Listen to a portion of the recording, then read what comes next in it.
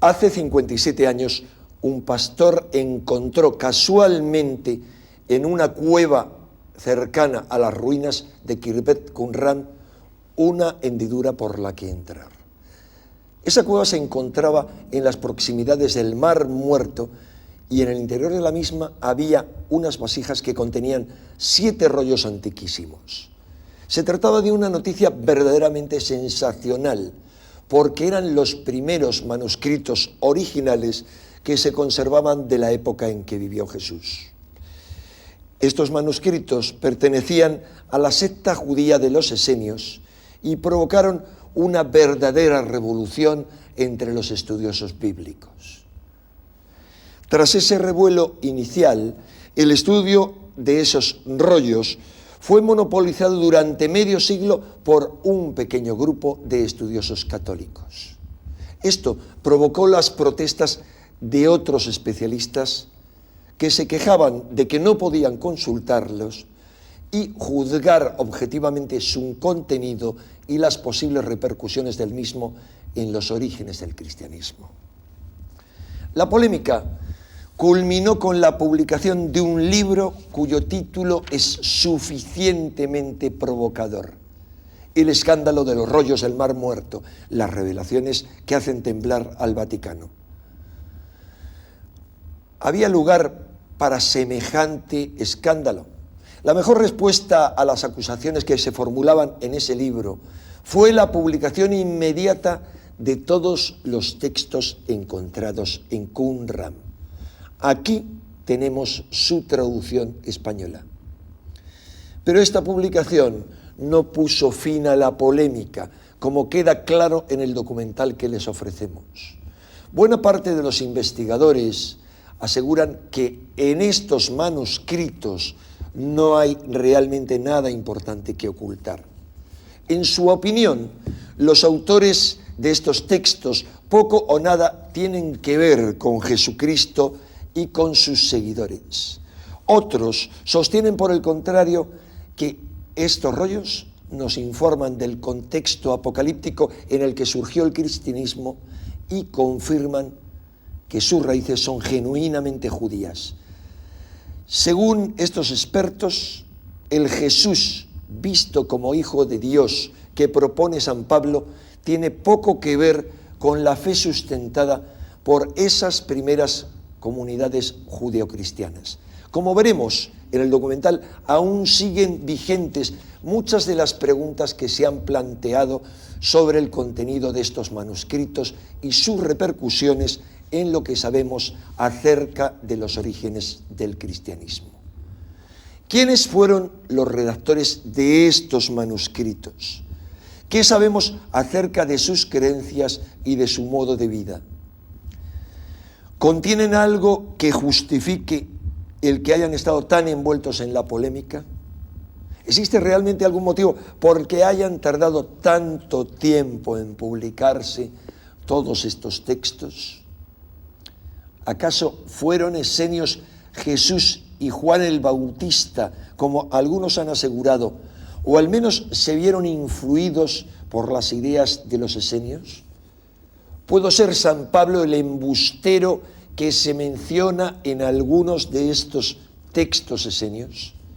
Nuestra intención al ofrecerles este documental es que puedan extraer sus propias conclusiones sobre un tema tan apasionante como los orígenes de nuestra fe, un tema del que volveremos a ocuparnos en los próximos meses.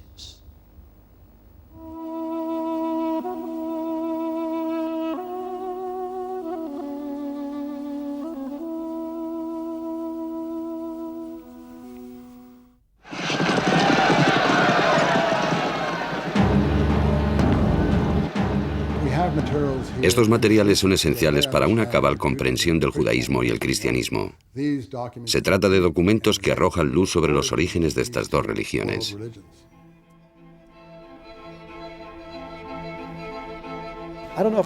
No cabe duda de que Qumran ilustra cómo era el judaísmo de Palestina en la época en la que nació el cristianismo. Jesús era un judío, pero ¿qué tipo de judío? Jesús era tan judío que si hubiese ido a una casa que no cumplía con la preparación ritual de los alimentos, no habría comido. Qumran, los manuscritos del Mar Muerto. Acaba una era de secretos. Casi 50 años después de su hallazgo, los rollos del Mar Muerto fueron publicados. Es hermoso, maravilloso. No esperaba que fuese posible. ¿Están los manuscritos al alcance de todos? Sí, es realmente asombroso. Accesibles a todos.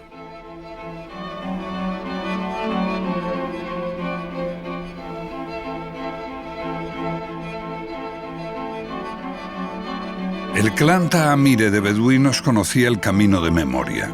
Durante generaciones sus ancestros habían llevado los rebaños a través de las lomas del desierto de Judea, junto al Mar Muerto. En 1947, el joven Mohamed Adi, apodado El Lobo, busca una cabra perdida. Al menos esa es la historia preferida.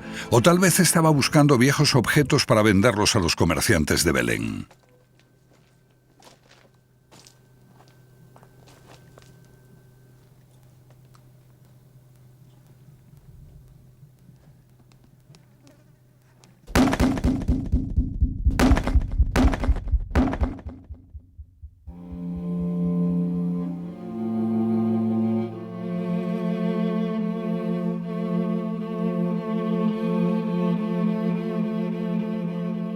Un afortunado tiro de piedra produce un extraño sonido que reverbera en el interior de una gruta.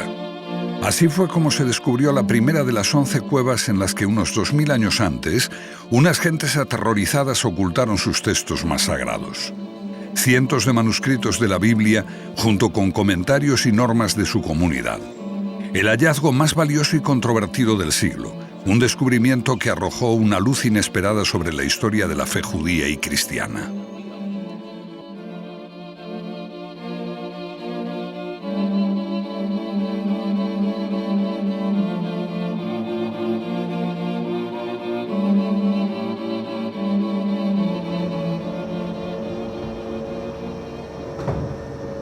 Las catacumbas del Museo Rockefeller en Jerusalén son el mayor depósito de pergaminos y pequeñas piezas, textos y fragmentos de los manuscritos del Mar Muerto. Durante años han sido el dominio de Joe Tzias, científico y conservador. Lo que ocurre cuando mezclas arqueología bíblica, religión y ciencia es que se generan todo tipo de ideas absurdas y de personajes excéntricos. Algunos artículos que aparecen en la prensa americana sobre el paradero de Elvis Presley, una cura para el SIDA, la aparición del monstruo del lago Ness en Florida. Estas cosas aparecen en los diarios y nos llegan cartas del extranjero de gente que quiere saber si es cierto o no. Lo vemos ridículo, todo es absurdo. Durante décadas, los manuscritos del Mar Muerto han estado sujetos al interés público. Aireados por la prensa que informó sobre el lento avance de la investigación, convirtiéndola en un escándalo científico, y también por la naturaleza de los rollos en sí mismos, documentos de un tiempo en el que se configuró nuestra religión y gran parte de nuestra cultura. La controversia ha rodeado siempre a los rollos. Hallados justo en el momento en que Palestina se partió en dos y surgió el Estado de Israel, estos documentos se dividieron a los dos lados de la frontera. Unos sacerdotes dominicos franceses de la Escuela Bíblica de Jerusalén Este dirigieron a un pequeño grupo de científicos, casi todos católicos. Más tarde correrían rumores de un complot del Vaticano para impedir que se hiciese pública la información que afectaba al cristianismo. Rumores infundados, porque la investigación fue muy rigurosa. Cuando aparecieron los manuscritos estaban en muy mal estado. Y muy pocos, quizá el 1 o el 2%, tenían el aspecto de rollos. El antiguo asentamiento de Qumran, sede de la gente que escribió y ocultó los manuscritos. Se hallaron documentos en 11 cuevas del entorno y puede que haya más. Los tesoros más ricos se encontraron justo al otro lado, separados de Qumran por una grieta profunda y peligrosa. Los arqueólogos estaban excavando justo al otro lado del camino, fuera de Qumran. Iban para un fin de semana y al regreso encontraron a los beduinos que habían hallado esa gran colección de manuscritos. Justo ante sus narices. Ellos habían estado trabajando allí, pero no encontraron nada. Muchos pensaron que cuando estos lugares fueron destruidos, los romanos vieron que algunos sectarios huían e intentaban esconder algo en esta cueva. Los siguieron y descubrieron esta enorme colección de manuscritos. Entonces los despedazaron con sus espadas. Pero para mí la verdadera historia de la cueva está en estos agujeros. Aquí se apoyaban unas vigas de madera que se extendían por la cueva, y esta era en realidad la biblioteca de la secta, el vasto tesoro en el cual se encontraron unos 600 manuscritos sobre un total de unos 800. Aparentemente, estos textos estaban colocados en esos estantes de madera, sostenidos por las vigas. Cuando los arqueólogos entraron aquí, se hallaron restos de 1 metro de grosor. Todo se había venido abajo. Así estaba la mayor biblioteca judía de la antigüedad, en 80 o 100.000 pedazos que posteriormente fueron clasificados en unas 20.000 piezas pertenecientes a unos 800 manuscritos diferentes. Una tarea monumental que iba a llevar años. Pero cuando los años se convirtieron en décadas, la expectación mundial de los expertos se transformó en irritación y furia. Después de 40 años solo se publicó 1/3 del material. Los pocos especialistas que trabajaban en ellos impedían el acceso al resto. La única interpretación reconocida de los manuscritos era la suya. Para los otros, la investigación se convirtió en un escándalo científico. Siempre que haces una simple pregunta, es muy sorprendente. Haces una simple pregunta y cuanto más simple es, menos probabilidad tienes de obtener una respuesta. ¿Es así? Nadie sabe lo que hay en los documentos inéditos, excepto este encantador círculo, este pequeño club que lo ha acaparado todo. El monopolio de unos pocos estalló por otro escándalo. En una entrevista, el profesor e investigador John Strugnell, un ferviente católico, llamó al judaísmo una horrible religión que era originalmente racista. Strugnell fue destituido. Las autoridades israelíes abrieron el estudio de los manuscritos a la ciencia y se preparó una completa publicación en microfichas. En buena medida, esto vino forzado por el activismo de unos especialistas que rompieron el monopolio publicando ediciones piratas con fotografías de los manuscritos. Mientras tenías el monopolio, tenías la interpretación oficial. La interpretación oficial era la teoría oficial, la teoría esenia. Ahora vayamos a la interpretación de los rollos. Actualmente todo está disponible y esto cambia toda la situación. Y creo que lo que vemos es totalmente nuevo, casi como una refundación de los estudios sobre los manuscritos del Mar Muerto. Ahora llegamos a la batalla de la interpretación de los rollos, el punto donde convergen todas las batallas.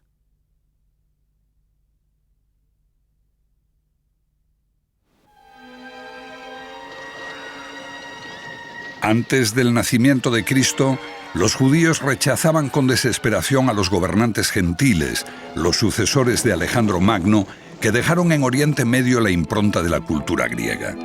Algunos de esos gobernantes quisieron erradicar el judaísmo quemando las escrituras, erigiendo estatuas paganas en el templo para realizar ritos orgiásticos. Las mujeres que habían hecho circuncidar a sus hijos eran asesinadas con sus bebés. Bajo los macabeos, los judíos consiguieron la libertad, pero por poco tiempo. 50 años antes de Cristo, el romano Pompeyo ocupa Palestina y vulnera la fe judía entrando en el Sancta Sanctorum del templo, reservado solo para Dios. Muchos vieron la llegada de Roma como el final de los tiempos. Este final traería la catástrofe, pero también un Mesías que guiaría a los judíos en una guerra final contra el mal. Roma reservaba sus más horribles formas de ejecución para los mesías, y había varios. Crecía una expectación febril. El sentimiento de que algo dramático estaba a punto de ocurrir estremecía a los judíos. Muchos se retiraron para prepararse para este final de los tiempos. Un historiador romano llamó esenios a esos que se iban al desierto cerca del Mar Muerto. Vivían en apacible reclusión, solo con las palmeras por compañía.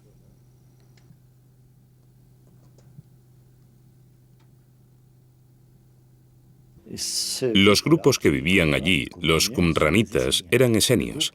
El colectivo de Qumran vivía en comunidad.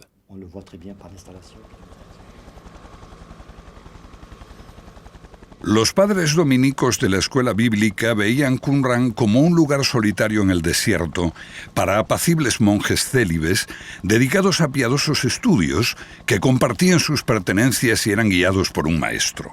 Algo parecido al actual monasterio que hay cerca de Qumran.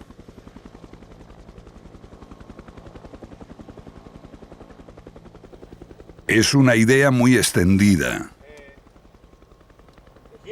Aquí en Qumran estamos viendo la sala de los calígrafos, que es la auténtica habitación donde se escribieron los manuscritos sagrados hace más de 2000 años. Es en esta habitación donde esos escribas trabajaban duro. La mayoría cree que los rollos se escribieron en esta sala, pero ahora sabemos que se redactaron en muchas partes a lo largo de todo el país y luego se trajeron a Qumran. En un determinado momento se escondieron en las cuevas. ¿Por qué esos especialistas creían que hubo un escritorio en Qumran? Porque un escritorio es una sala para copiar manuscritos típica de un monasterio, y como la mayoría de esos especialistas provenían de ambientes monásticos, interpretaron las ruinas de Qumran como un antiguo monasterio. Ellos descubrieron el cementerio allí, pero la parte más interesante es la otra, con cerca de 1000 tumbas humanas, de las que se descubrieron 4 pertenecientes a mujeres. Ha habido muchas discusiones sobre este cementerio, porque entre el 30 o 40% de las tumbas eran de mujeres y niños. Esto parece crear tremendas dudas sobre la idea de que era una secta célibe. Y cuando lees los manuscritos, encuentras un texto que afirma que se podía tener relaciones sexuales antes del matrimonio desde los 18 años. Entonces, resulta bastante obvio, para mí al menos, que este grupo no era célibe. ¿Por qué se les identificó con el celibato? Una vez más, por esa creencia de que esto era un monasterio precristiano. Ese modelo estaba superpuesto en toda la cuestión de la naturaleza de la secta de Qumran. Aquí surge una imagen diferente. Unos manuscritos similares se hallaron en Masada. Aquí, unos judíos fanáticos, hombres, mujeres y niños, se suicidaron antes que rendirse a los romanos. Esa llamada a la combatividad fue recogida en los rollos.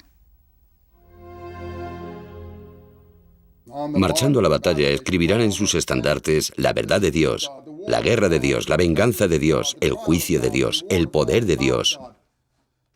Es un grupo de intoxicadores sobre su idea de Dios. Totalmente intransigente, están llenos de justa indignación y entusiasmo, jamás transigirán. Todos fueron dispuestos a morir, sin duda, por eso los manuscritos se escondieron en las cuevas, porque ninguno sobreviviría. Esos esquivos esenios jamás se mencionan en el gran compendio de la literatura rabínica, ni en el Nuevo Testamento, ni en los rollos. Sin duda, no en los rollos. Allí está Chasidim y lo que quieras. En una conferencia celebrada en 1993, los especialistas abandonaron la vieja teoría de una pequeña secta precristiana piadosa y pacífica. Llegamos a la conclusión de que representan una gran corriente que se oponía a la corriente racionalista que se desarrolló en el judaísmo rabínico. Qumran es solo una pequeña parte de ese movimiento, la segunda corriente en importancia. Es una literatura amplia, la más importante. Unos 800 textos desconocidos antes. No es un movimiento menor y aislado. Es la literatura del movimiento de oposición en el período del Segundo Templo. Oposición en tiempos de la llegada de los herodianos y los romanos a mediados del siglo I a.C. Si quieres información de primera mano sobre este período, ve a los manuscritos. El problema es que los evangelios se presentan como información de primera mano sobre ese período. Pero no creo que sean una información de primera mano.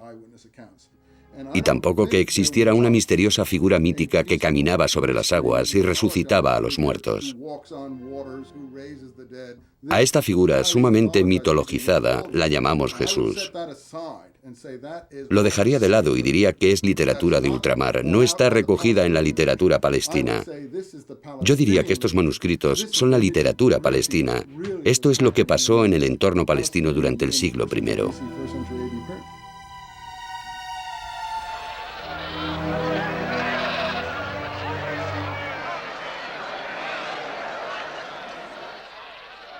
Palestina. Un caldero hirviente de fariseos, saduceos, celotes, zadoquitas, ebionitas, de sectas enfrentadas, grupos, partidos. De hecho, un país dividido en dos, los que aceptaban el gobierno extranjero y prosperaban, y los que lo rechazaban, los que se acomodaban y colaboraban, y los que se oponían, querían volver a la pureza de la fe y oraban pidiendo un Mesías. En los manuscritos se conserva la voz de estos últimos.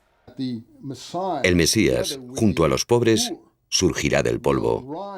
Como una fuerza vengadora, destruirá a los ejércitos extranjeros y erradicará la iniquidad de la tierra. Saben que necesitan un arma secreta, y este arma secreta es el Mesías y sus huestes celestiales.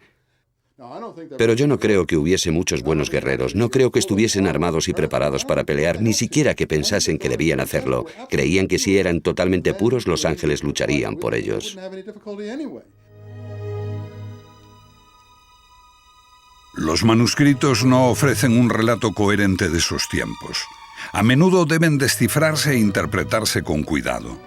No dan una clara idea.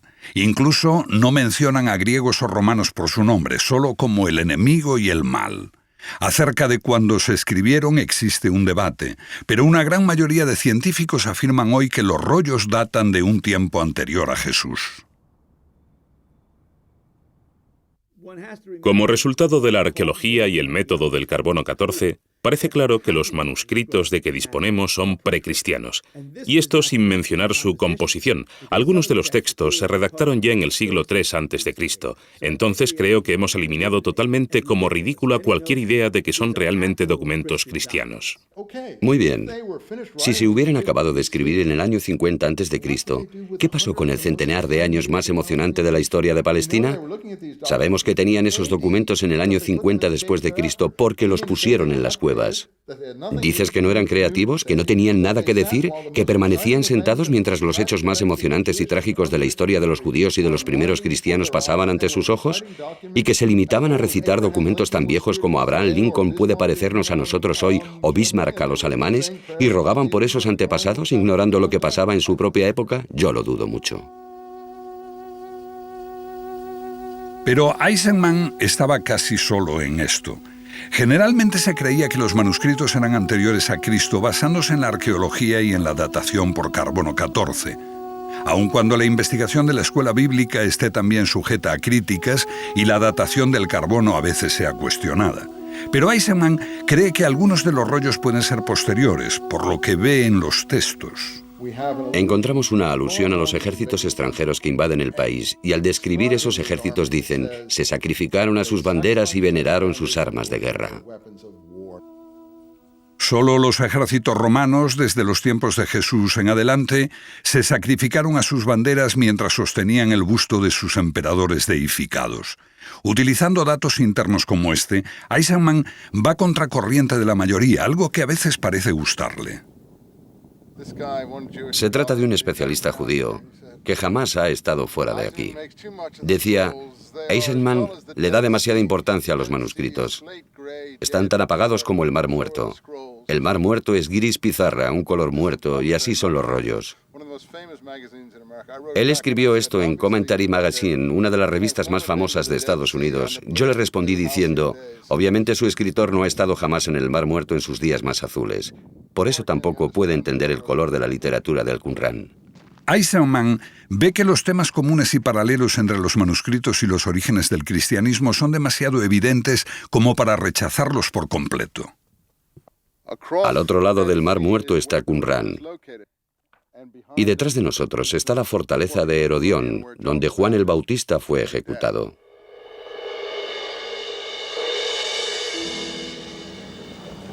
Juan el Bautista.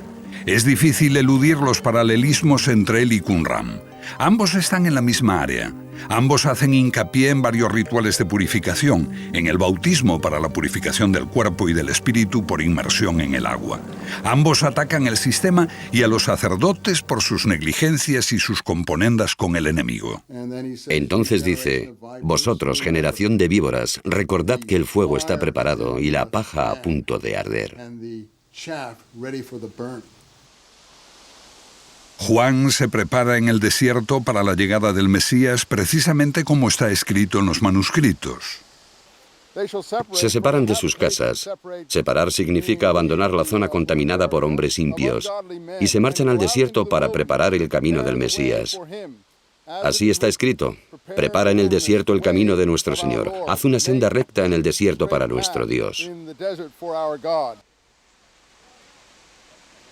Ambos maldicen a los gobernantes por sus vicios. Por ejemplo, el matrimonio de una sobrina con un tío. Eisenman considera esto otra indicación de la fecha de algunos de los manuscritos, porque esta práctica era común entre los herodianos que gobernaban como reyes títeres en los tiempos de Juan y Jesús. Los partidarios de Juan son tantos que éste se transforma en una amenaza. Los evangelios eluden el hecho porque ponen a Jesús en el mismo nivel. Para ellos, Juan cae víctima de los caprichos de una princesa herodiana, pero un historiador romanizado describe la verdadera historia.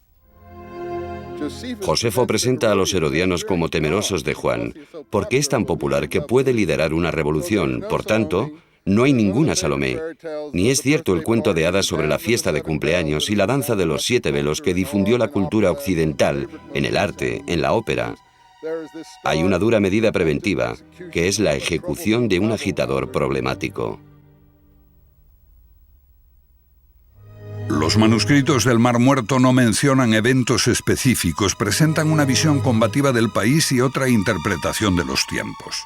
Hacen que uno vea contradicciones en los evangelios.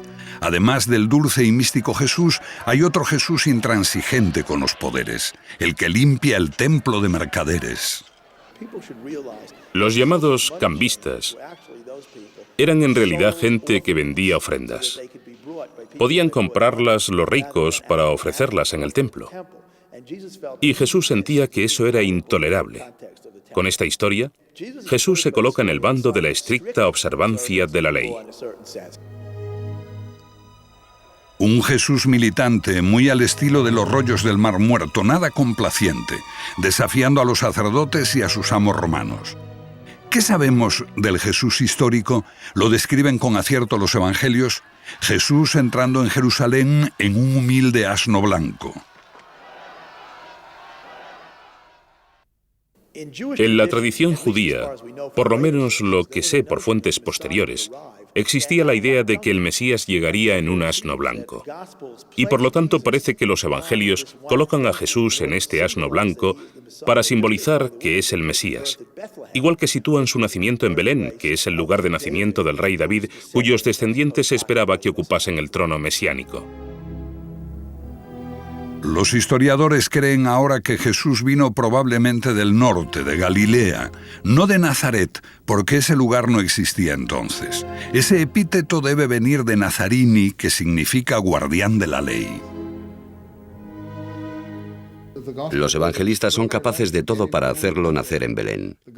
El Evangelio de Lucas, por ejemplo, dice que no hay sitio en la posada. Este texto lleva a la familia hasta Belén, cuando están viviendo en Nazaret y no encuentran sitio en la posada. Así tenemos la imagen de Jesús favorita, que nació en un pesebre.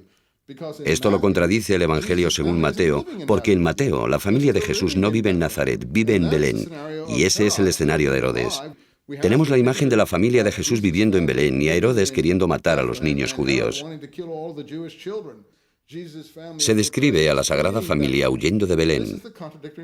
Dada la naturaleza contradictoria de la información, lo que podemos preguntarnos, ¿qué sabemos de Jesús? Absolutamente nada. Porque toda la información se contradice a sí misma, hasta el punto de convertirse en nada.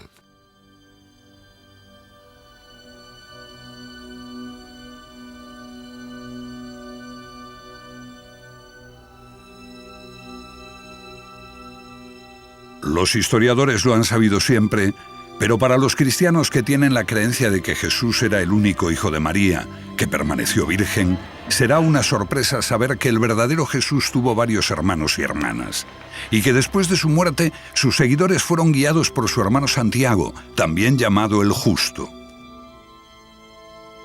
Eisenman cree que algunos de los manuscritos y esta iglesia primitiva de Santiago tienen mucho en común. Ambos se llaman a sí mismos los humildes, sumisos o pobres. Son los ebionitas. Entonces, los manuscritos están utilizando la misma palabra para referirse a la comunidad del maestro virtuoso, que ese cristianismo primitivo utiliza para referirse a la comunidad de Santiago. Tengamos cuidado. ¿Está diciendo que esos son los primeros cristianos, o no? No, los primeros cristianos que conocemos, por lo que dicen las Escrituras, es decir, los primeros cristianos palestinos. Ahora tenemos que decidir qué se entendía por cristiano de Palestina en este periodo para contestar su pregunta. Y a esa otra discusión técnica que podemos tener. ¿Quiere decir que existe una diferencia entre los primeros cristianos de hecho y los primeros cristianos de fe? Por supuesto, hay una gran diferencia e incluso no sé si alguna vez se llamaron cristianos. Ninguno de ellos se habría considerado cristiano. La Biblia apenas habla de la iglesia primitiva, de Santiago y de otros miembros de la familia de Jesús. No se veían como una iglesia separada. Su única diferencia con los otros judíos está en la esperanza de que Jesús regresará como Mesías.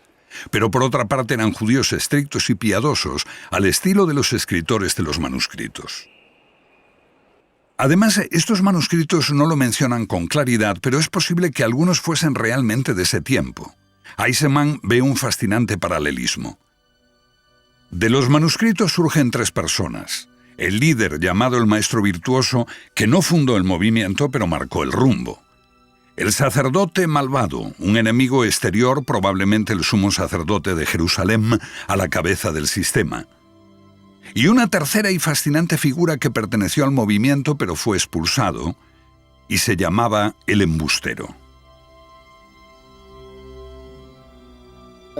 Y a este embustero alguien le dijo que impartiese enseñanzas equívocas de la ley, para eliminar la frontera que los antepasados habían establecido, para llevar a la gente por el mal camino y negar la ley en medio de toda la comunidad.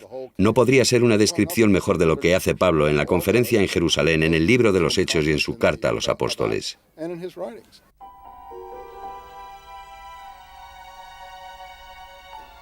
San Pablo, considerado como un embustero, los evangelios narran cómo Pablo, enviado por el sumo sacerdote para arrestar a los seguidores de Jesús, se convierte gracias a una visión cegadora camino de Damasco. En los manuscritos del Mar Muerto, Damasco es utilizada como un nombre clave para mencionar la región donde están situados los campamentos en el desierto.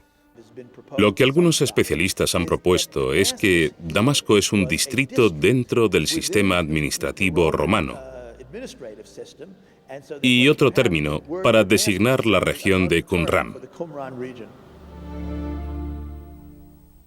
Se trató de una conversión, las creencias de Santiago, pero que después le crearon conflictos, aunque muchos estudiosos, incluido Larry Schiffman, rechazan categóricamente relacionar ambas cosas. Esta teoría se ajusta a la historia.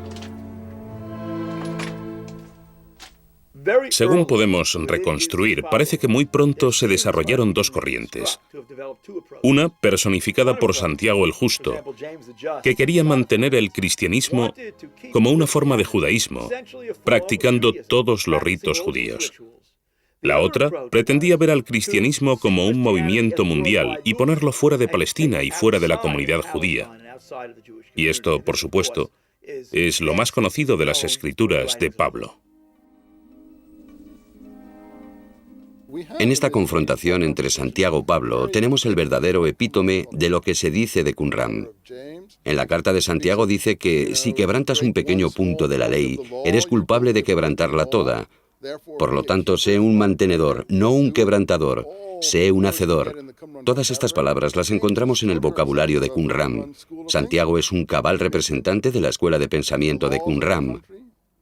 Tiene un compromiso con las leyes del país, con su independencia, resistencia al gobierno extranjero, resistencia al sacrificio extranjero en el templo, resistencia a todo lo extranjero, y Pablo es todo lo opuesto. ¿Qué dice San Pablo? Pablo dice lo opuesto. La vía de Pablo lleva el cristianismo a los gentiles. Pablo dice que todos somos iguales en Cristo Jesús. Pablo representa el cosmopolitismo helenístico. Pablo ha llegado desde la lejana ciudad de Tarso, años después de la muerte de Jesús, de un mundo de griegos y romanos. Es de buena familia y tal vez lejanamente relacionado con los herodianos. No rechaza a los romanos, al contrario, es incluso ciudadano de Roma y está protegido por su poder. Esos grupos contrarios a Pablo utilizan el mismo lenguaje de Qumran, llamándole un enemigo, un adversario, un embustero, un lenguaraz. Son las mismas expresiones que encontramos en Qumran.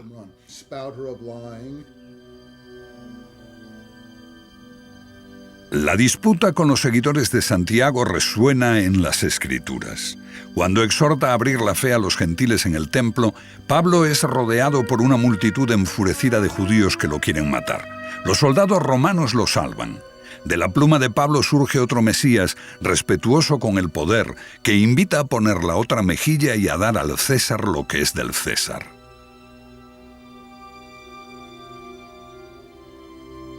Pablo no sabe nada de Jesús. Un hecho que parece conocer es que fue crucificado. No parece disponer de material íntimo, ni siquiera lo cita. Es muy sorprendente que alguien que vive en una proximidad tal y que tendría que conocer historias y haber oído relatos de otra gente, sepa tan poco sobre Jesús.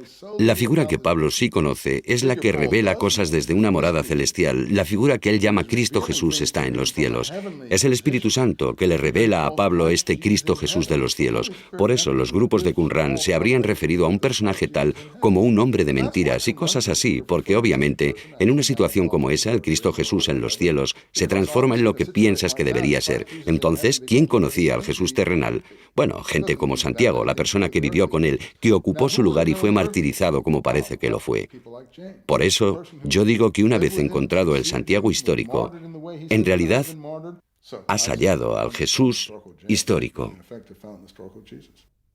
Pablo difunde su palabra fuera, lejos de la iglesia de Santiago. Una misión que se adapta mejor al mundo de los gentiles, griegos y romanos. El mensaje de un Cristo para todos, un Jesús más suave que el Mesías de los manuscritos del Mar Muerto.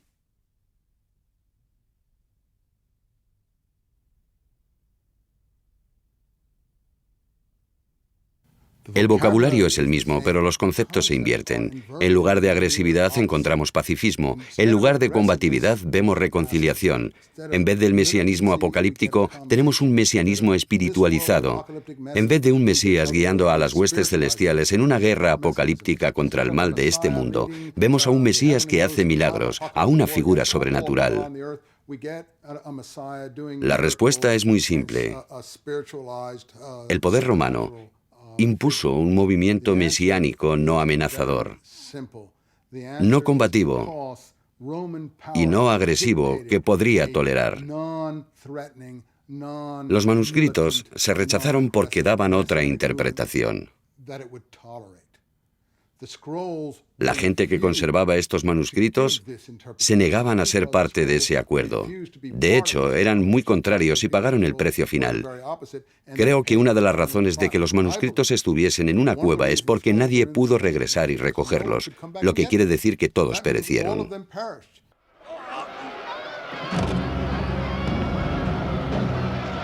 Estamos en el año 67, cuando toda una generación posterior a Jesús muere. Los judíos se alzan contra el poder romano, espoleados por una profecía que anuncia la llegada de un nuevo gobernante del mundo. Él expulsará todo el mal de la tierra, pero el Mesías no viene. El apocalipsis se torna en catástrofe y holocausto. El emperador Vespasiano arrasa Palestina. Los judíos son diezmados. Decenas de miles son crucificados, multitud de personas son asesinadas o llevadas como esclavos. Jerusalén arde, el templo es arrasado, sus tesoros saqueados.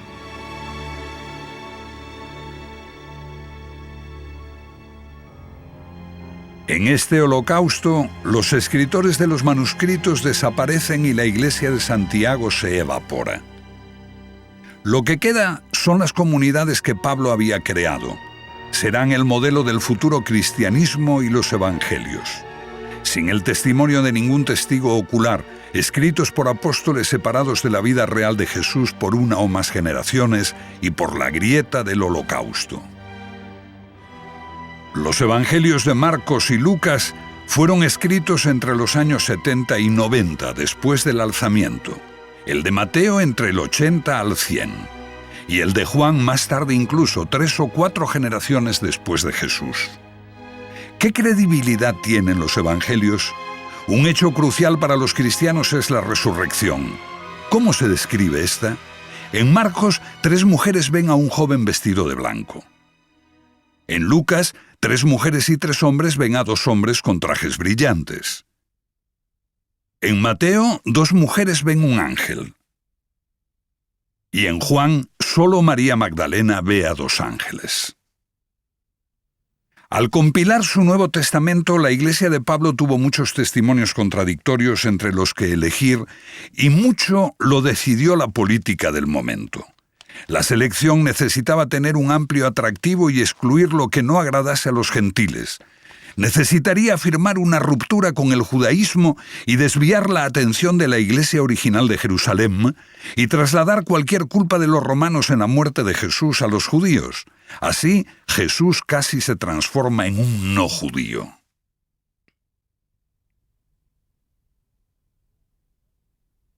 La única forma de mesianismo que Roma estaba dispuesta a aceptar era la forma que ahora llamamos cristianismo, que fue, de hecho, adoptada en el Imperio Romano en la forma que conocemos 300 años después. La única forma de judaísmo que Roma estaba dispuesta a aceptar es la forma de judaísmo que conocemos ahora. Y esas son contradicciones para el judaísmo. Es decir, el judaísmo fariseo que se adueña del judaísmo rabínico. Entonces, las contradicciones para el judaísmo son tan extremas como lo son para el cristianismo, porque ambas tienen la misma visión farisíaca hacia el poder romano que he estado señalando, y que es la de la aceptación. La estrella de la profecía es utilizada por su fundador, un oscuro rabí. La mayor parte del mundo no ha oído jamás su nombre, Rabí Jochanan ben Zocha. Los judíos lo conocen, pero otros apenas lo conocen. Se dice en los materiales talmúdicos que salió de incógnito de Jerusalén en un ataúd en los tiempos de la guerra con Roma, entre el 67 al 70 después de Cristo.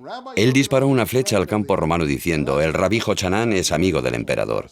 Eso revela la orientación del partido fariseo. Estaban con los romanos. Entonces es llevado al campo romano y revela la profecía mesiánica a Vespasiano. Vespasiano es el futuro emperador romano y será quien destruya Jerusalén, el padre de una nueva familia imperial llamada Flavio. El líder, el general de los romanos. Sí, y le dice: eres el gobernante del mundo llamado desde Palestina para gobernar al mundo. Lo que ha hecho esta persona es aplicar la más preciada profecía de su pueblo al destructor de su pueblo, el destructor del templo y de su tierra natal. Nada podría ser más cínico ni más humillante. Pero, ¿qué hay en los manuscritos? En esos rollos tenemos la literatura de un pueblo que no se sometía. Podemos creer en la política del rabí Jochanan o en la de Jesús que sugiere poner la otra mejilla, o como dice Pablo, las autoridades romanas son aquellas que debes aceptar. Podemos creer que es una política pragmática y que era la más sabia para sobrevivir. Pero no puedes sino admirar a esa otra gente rebelde. Estemos o no de acuerdo con ellos, eran los mártires de la época. Los otros eran los acomodaticios. Y la razón de que no sobrevivieron es porque anhelaban la totalidad. La literatura que nos legaron y que ha salido a la luz son los manuscritos.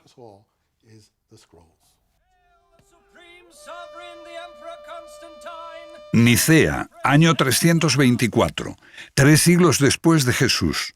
Constantino, el primer emperador romano en abrazar el cristianismo, convoca a los obispos.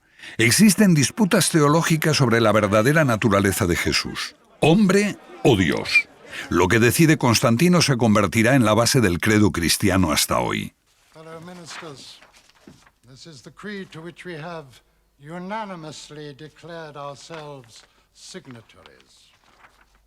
En la auténtica tradición romana, por voto mayoritario de los obispos y por decreto imperial, Jesús se transforma en un Dios.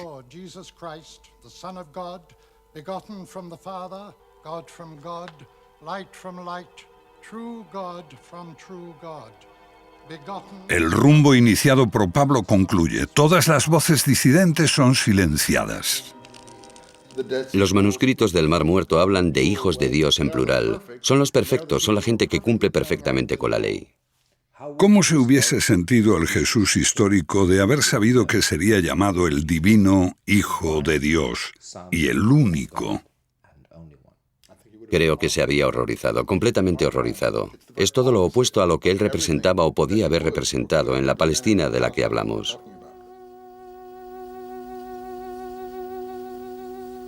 Las opiniones de Eisenman son ferozmente combatidas.